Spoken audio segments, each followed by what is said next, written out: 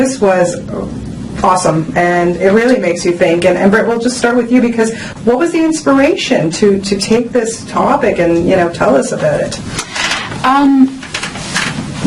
So many things. Part of it was just that Zal and I are obsessed with espionage thrillers. Like, those are the movies I love. The Bourne movies, Lust, Caution is Ang Lee's great espionage movie. We wanted to do an espionage story, and we wanted it to be entertaining and thrilling and all the things that you love when you watch a fun thriller in the theater. And then we also wanted to make a film that we wanted to try to do something like that, but set in the now. Yeah. And the thing that was the most intriguing to us about the now is what a lot of people in our generation are talking about and feeling and sort of wrestling with, which is this question of, like, how shall I live my life, and given how sort of unsustainable some things feel, and so we started writing about that. And we had, a couple summers back, before I became an actor or Zal became a director, we had spent a summer traveling back and forth across the country and learned to train hop and dumpster dive, and spent time on organic farms and met young people who were freegans and anarchists, and we couldn't really shake that experience. It fundamentally changed the people that we are, and so years later we couldn't shake that, and so it sort of entered this espionage thriller, and it really became the setting for this sort of spy story. Yeah, it's an amazing story. And Ellen, I mean, you're part of this group of people who, I'm not going to think about it. I'm going to get my revenge. And I guess when you're playing a character like Izzy that you're playing in this film, it's probably hard to kind of not relate to her in a way, I would think. Not to that extreme, of course. No, but, sure. Yeah, no, I think it's what a lot of people are feeling right now. I think people are angry and they're frustrated at the injustice in the world. They're angry at, corporate greed, at how we treat the environment, about how we treat a lot of people that have no political voice, how we treat women. I mean, the list goes on and on and on, and I think people are angry. They don't know what to do. We've inherited this infrastructure.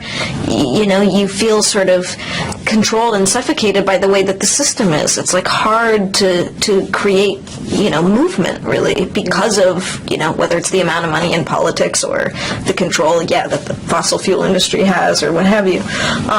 So I think myself and a lot of people are very angry right now, whether you're left or right or Christian or atheist or what have you. It's easy to get in the mindset of someone who is that angry and really sort of pushes the limits for what she believes in. Absolutely. And I love how it doesn't bash over the head either. Like, as you say, it is an espionage kind of thriller too. But your character Sarah gets into this group and she gets involved, and then she starts falling for the leader. Okay, if it was Alexander Skarsgård, I understand, girls, he's a handsome man. Let's call a spade a spade. I get it. But seriously, it makes you think, like, are these people right? Not maybe to the extreme of what they end up doing, but it really does make you think. I mean, how does it change you guys after working on a film like this? I mean, it's intense. The whole experience of making the film was intense because we actually became a collective. And that's the thing that was, to me, the most impacting about that summer, is that how much we desire community and a tribe, and how isolated we've all become. We've broken away from extended families. Now the nuclear family is even falling apart. People are supposed to go off in pursuit of some individual career. And filmmaking is inherently a collective. And this film, more than anything, it was like, maybe because we were in Shreveport and there wasn't like too much to do on a Friday night necessarily, we spent all our time together. And Alex and Zal are great cooks, and they would make amazing meals, and we would have dance parties where we'd learn dance routines, and we would play board games, and we'd like run around in the wilderness. And so by the end of the shoot, we actually, the spin the bottle scene, there was a loose structure that was scripted for that. I was wondering. But then we improvised, and a lot of the improv is what's in the film. So you never knew who it would land on. Never knew who it would land on. Like that moment when Danielle, when it lands on Danielle, one of the girls in the film, and Alex asks if he can kiss her stomach, which is this like tender, sweet, lovely moment of. That was improvised, and the same with Doc getting a second hug, from all that stuff. So I think it's because everybody really became their character, and we lived in character together for a while. And so you never practiced your kiss, ladies? No, that was just on the fly. That was written in the script. That was written in the script. That was part of the arc of the scene. Okay, that worked out. Ellen, for you, I mean, gosh, I've been, interviewing you for so many years, and it's so wonderful to see you, go from the big blockbuster to the indie.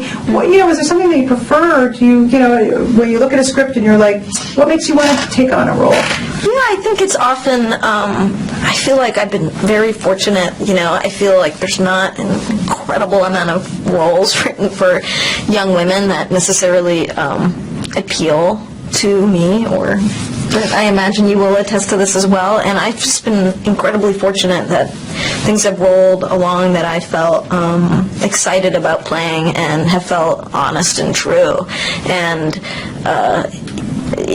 I think that doing the larger movies and doing the small movies goes totally hand in hand, and the ability to go from either is an amazing gift for an actor. And I think what it comes down to, honestly, is just the people, and the people. When you make a movie with a great group of people, everything sort of surrounding it tends to fade away, and so I've been really fortunate, to shoot Inception with Chris Nolan, who's just an incredible director and just so egoless in his process. And some days, you're like, I'm upside down, and that's unusual, but you feel that spirit, and I think that sort of tends to be to kind of override the craziness of it all. Yeah. Well, you guys, I wish I could talk to you longer. It's such a great film. It just creates so much discussion, and I just wish you both the best of luck with it. It's really, really well done, and lovely to talk to you both. Thank you.